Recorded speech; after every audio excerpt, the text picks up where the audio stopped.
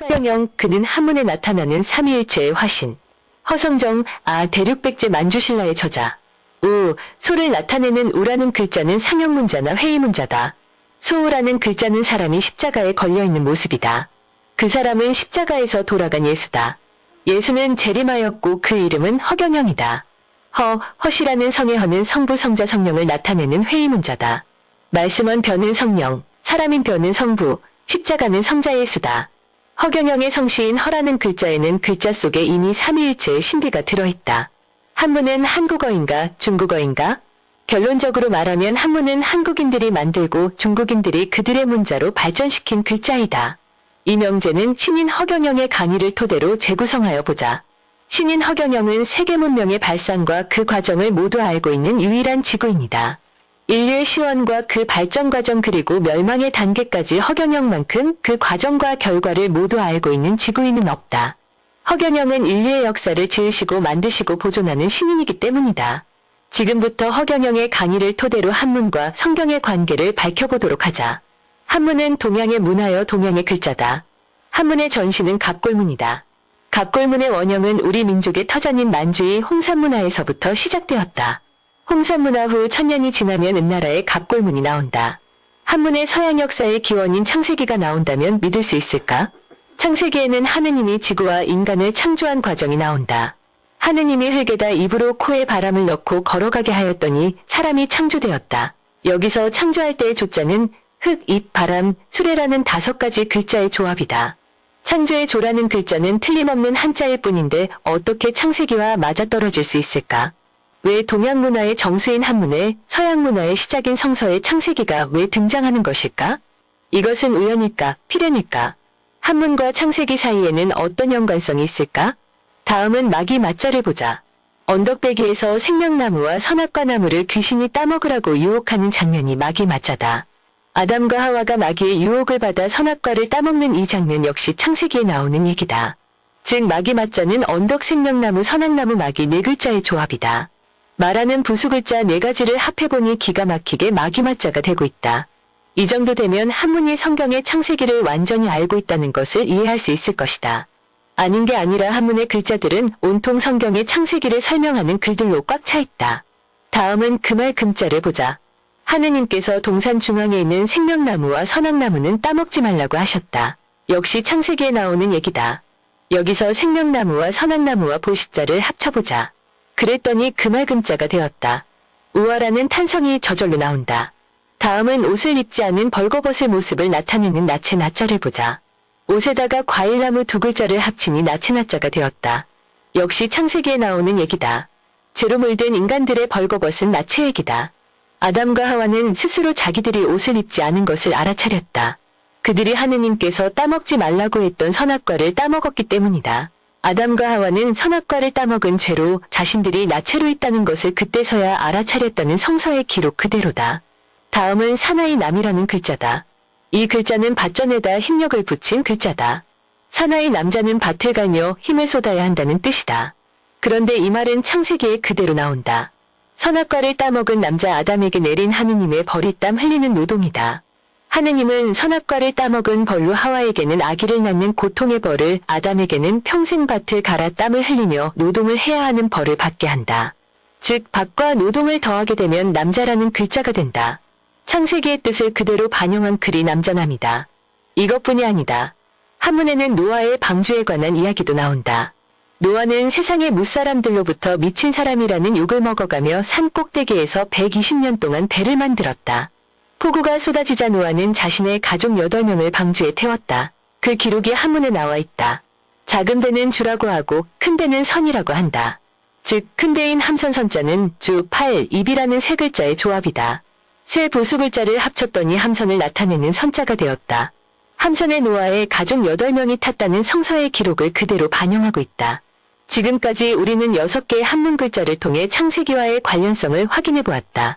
이것만 보더라도 한문이 창세기를 완벽히 이해하고 있다는 증거가 된다.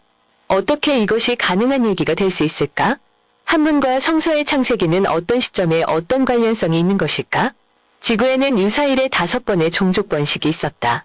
지구에 최초로 등장한 종족은 성서에 나오는 거인족 네피림이다. 그 이후 4번의 종족이 지구에 존속했고 맨 마지막에 지구에 퍼진 종족이 아담족이다. 1만 년 전에 퍼진 아담족은 한민족과 이스라엘의 조상이다. 아담족은 한국식으로 말하면 환웅족이다. 아담과 환웅은 같은 말이다. 아담 환웅의 10대 손이 노아이다. 성서에 따르면 노아의 5대 손이 욕단이다. 욕단에게는 13명의 아들이 있었는데 12번째 아들이 하윌라다. 이 하윌라가 동쪽으로 중국의 천산산맥을 넘어 만주로 왔다. 신인 허경영에 의하면 욕단의 12번째 아들 하윌라가 동쪽으로 이동하여 단군 할아버지가 되었다. 단군 세기에 따르면 우리나라에는 47분의 단군이 있었다. 그중 유일하게 초대 단군인 하윌라만 단군 할아버지라 부른다. 하윌라는 할아버지라는 말의 어원이다. 한문에 창세기가 등장하는 이유는 하윌라가 그들이 살았던 에덴 동산과 중앙아시아의 역사를 모두 가지고 만주로 왔기 때문이다. 중앙아시아에서 영웅을 바투르라고 한다. 바투르는 한국말로는 배달이라 부른다. 그래서 우리 민족을 배달결이라 부른다. 배달과 바투르는 소리값이 똑같다.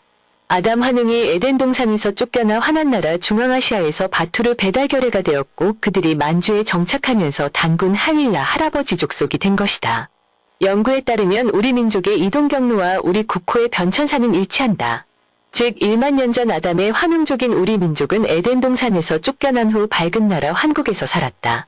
그들은 동쪽으로 이동하면서 중앙아시아의 영웅족 바투르, 즉 배달민족이 되었다가 다시 만주로 이동하여 백이민족 단군조선이 되었다. 이러한 민족의 이동이 한문에 창세기가 등장하는 배경이다. 그들이 만주 조양시에서 만든 문화가 홍산문화이고 그들이 만든 글자가 초기에는 갑골문이고 후기에는 한문이 되었던 것이다. 한문 속에 창세기가 들어있는 것은 그 때문이다.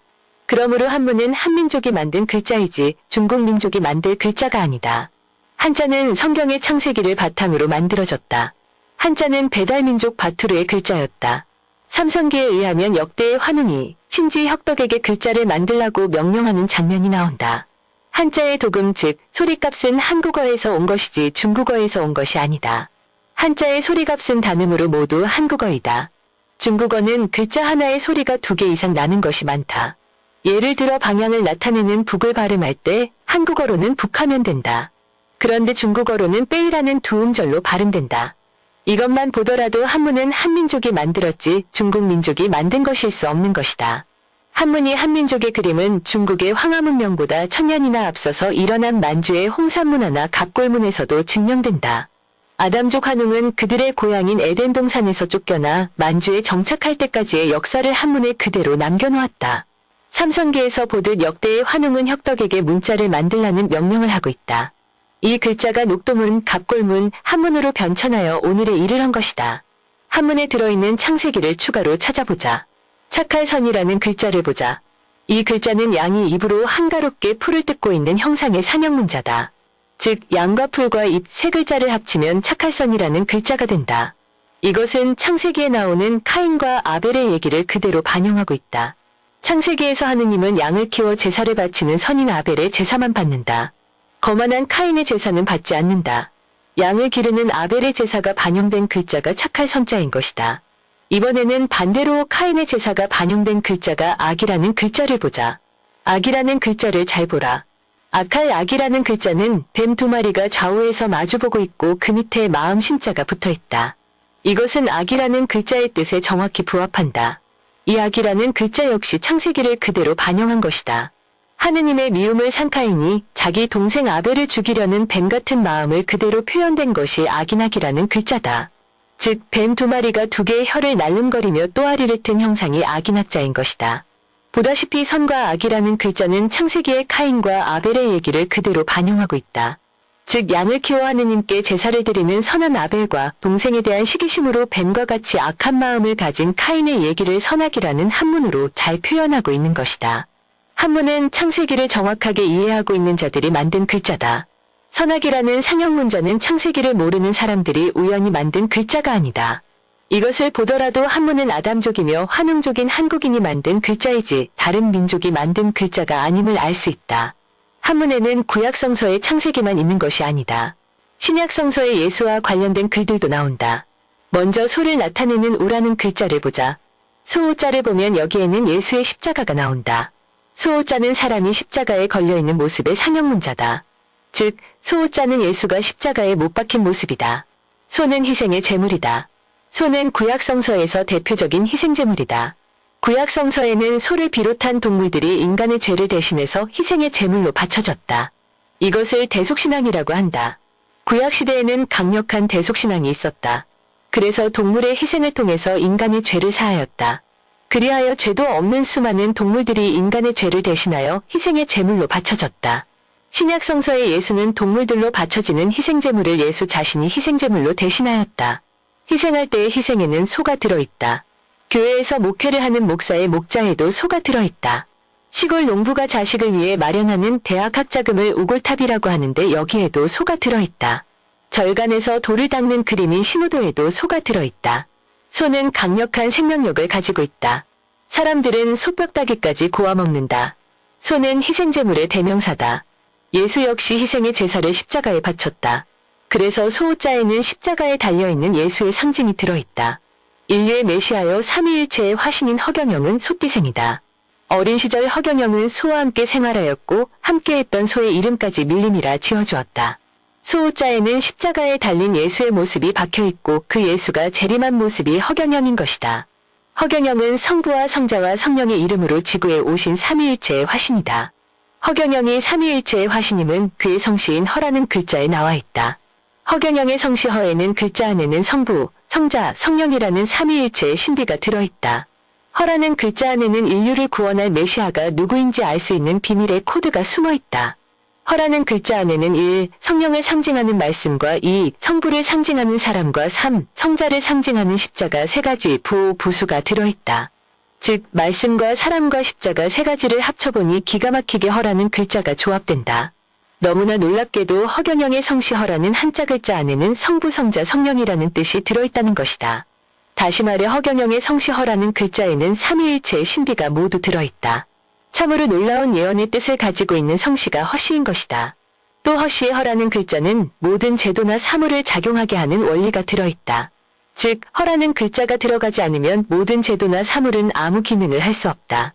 왕조시대 때에는 임금의 윤허를 받지 않으면 아무것도 할 수 없었다.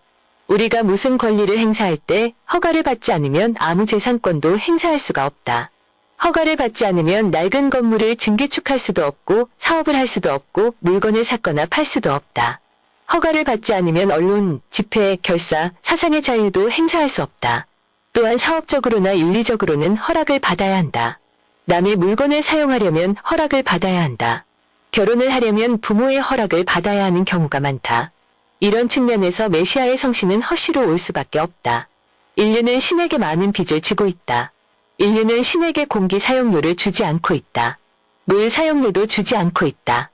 여러 가지 환경 사용료도 주지 않는다.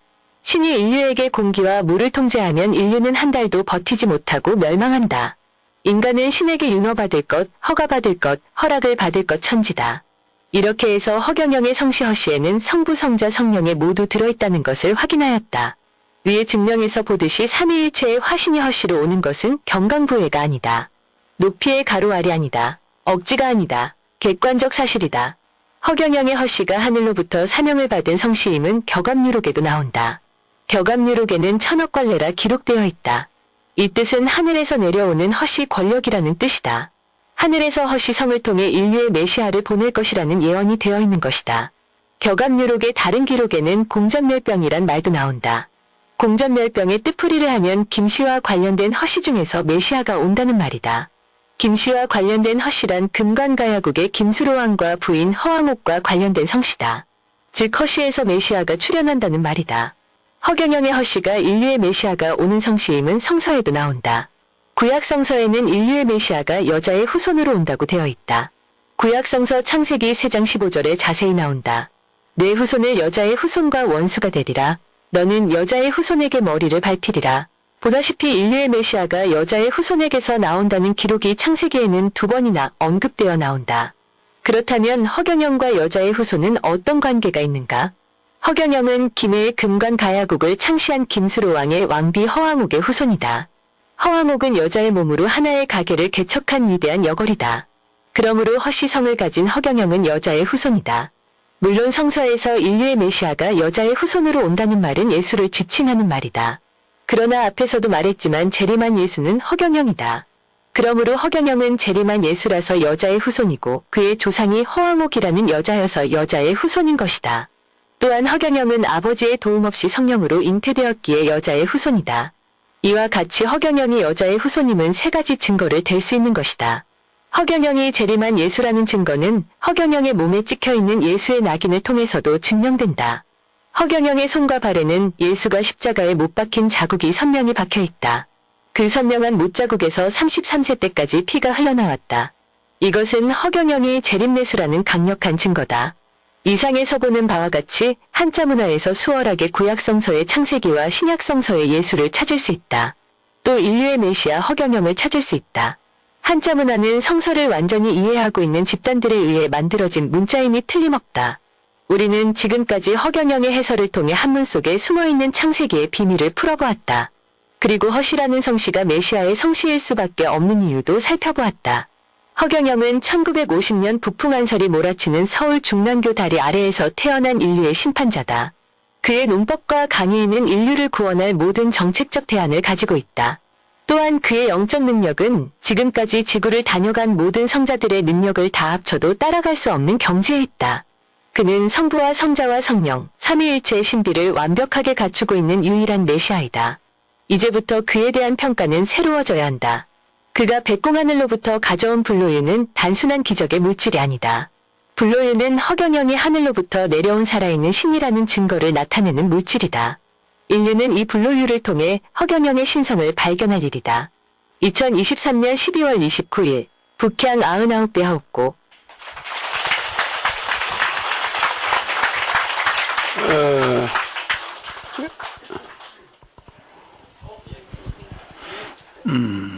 놔둬라.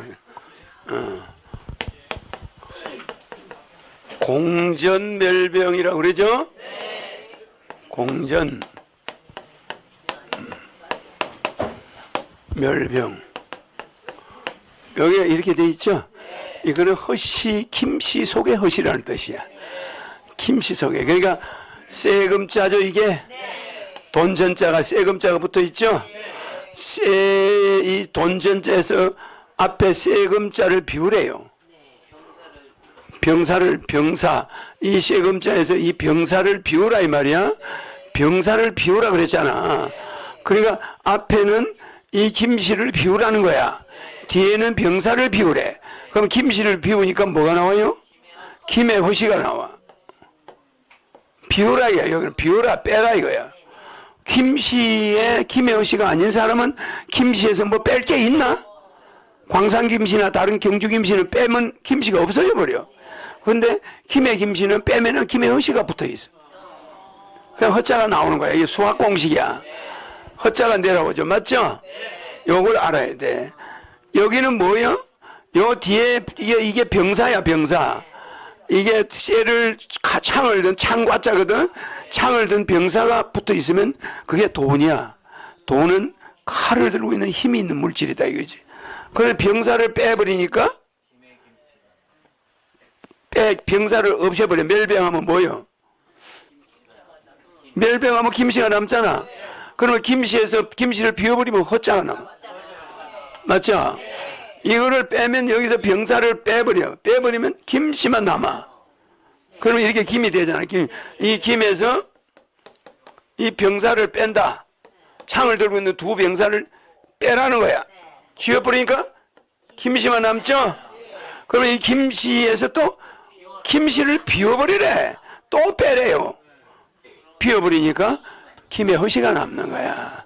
이게는 허시가 메시아다. 이거 왜 이랬냐면 이렇게 안 하면 왕한테 맞아 죽어요. 김의 허시는 다 멸종되는 거야. 김의 김씨는 왕이 다 멸종시켜버려. 그래서 이렇게 글자를 못 알아보게 암호로 해놓은 거야. 그래 풀 수 있는 사람이나 알지. 이 왕이 너 이게 뭐냐 이러면 그건 그냥 이거는 그냥 공짜고 이거는 전짜고 그렇습니다. 이러면 되는 거야. 그지? 그러니까 여기에 허자가 숨어 있다는 걸 모르는 거야. 말로 해야 알지. 그죠? 그 다음에 내가 기축년에 태어났죠? 내가 소해에 태어나. 기축 쌍축이야. 맞죠? 소해에 태어나고 내 성에 이 내가 소 맞아 안 맞아? 소라 말이에요. 소. 내가 손대 이 십자가에 매여 있는 이거죠, 그죠? 내가 소띠죠. 근데 소띠 해의 기축년에 태어나고 몸 자체가 소라는 거야. 소로 태어났죠. 그 쌍축은 뭘까? 소 목소리야. 소름 소리를 낸다니까.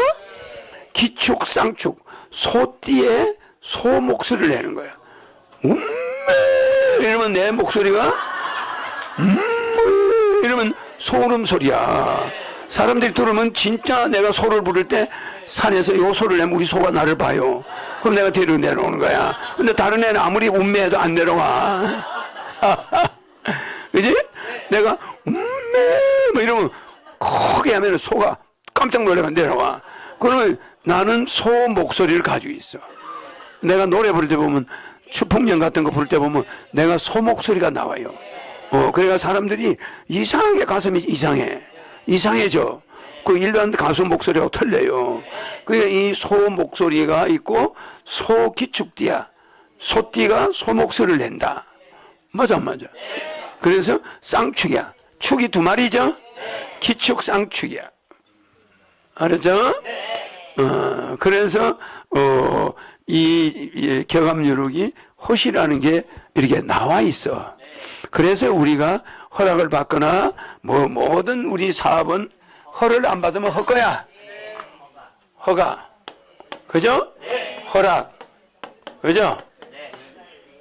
이거 내는 게 최고야 이게. 그래서 우리는 허가증이 있어야 되죠? 허가증이 없으면 이건 가짜야. 그죠? 허가증. 개인들은 허락. 아버지 나 부산 좀 갔다 올게요. 그러면 부모가 갔다 와라. 이 허락을 받아요. 그러면 허시에 이걸 받아야 돼요. 그죠? 그래서 옛날에 암행의사가 가지고 있는 마패가 허야. 임금이 허락을 한 거야. 허자야 그게. 그 허자를 가지고 다니는 거지. 그렇잖아. 그래서 우리가 회사 다니는 사람들 신분증 있지. 그게 허가증이야. 맞잖아. 그게 삼성그룹 삼성의 직원이라는 허가증이야. 맞죠? 증명하는 거. 이렇게 허자가 미래의 우리 인류를 한반도를 구하러 온다. 그러니까 조선에서 조선으로 온 거야. 맞죠? 그러니까 하늘에서 오긴 오는데 1000억 원 내라. 그죠? 1000억 원. 하늘의 권력이 이제 온다 이 말이에요. 그죠? 그 사람이 올 때는 어떤 때야? 그 사람이 올 때는 어느 도단이요, 그죠? 모든 것이 다 끊어진 시대에 온다. 말도 안 통하고 글도 안 통하고 진리도 안 통하는 끊어진 시대. 그 어느 도단 시대에 그자가 온다. 그 저게 말법 시대라는 거야. 이제 말이 필요 없어. 자식한테 옛날에 여자가 삼종지도야. 살아서는 시아버지 말 들어야 되고 남편 말 들어야 되고 늙어서는 아들 말을 들어야 돼. 그래? 그 삼종을 따르는 거야. 그러니까 이랬는데 요새는 어떻게 돼 있어? 반대야. 반대. 남편은 아내 말 들어야 돼. 맞아. 아버지는 어머니 말 들어야 돼. 자기 말 하다가는 집구석에서 쫓겨나. 밥 한 끼도 못 얻어먹어. 그래. 그러니까 아버지는 어머니 말 들어야 살아. 자기는 마누라 말 들어야 살아. 맞아. 자식은 며느리는 아들은 시어머니 어머니 말 들어야 사는 거야.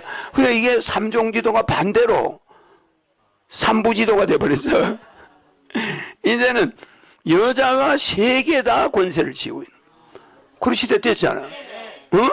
살아있을 때 시아버지 따르고 시아버지 죽으면 남편 따르고 남편 죽으면 아들 따르는 게 여자 팔자인데 지금은 말이야. 남편은 아버지는 어머니 말 들어야 비실비실 하다가 어머니 말 안 들으면 그냥 쫓겨나는 거야.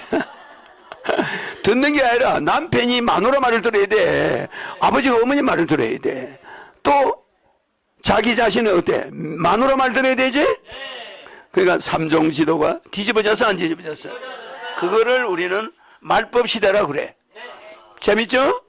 그러니까 삼종지도 짓거리다가 집구석에서 쫓겨나기 아주 쉽사. 시대가 바뀌었죠? 이제는 여자가 주장을 하니까 삼주지도가 돼버렸어. 여자의 주장이 반대가 된 거야. 알겠죠? 요런 시대를 우리가 맞이하고 있어요. 또 우리 봐야 될 게 뭐 있노? 해외 영상 한번 보자고. 내 생일 때 온 거. 그거 재밌더라.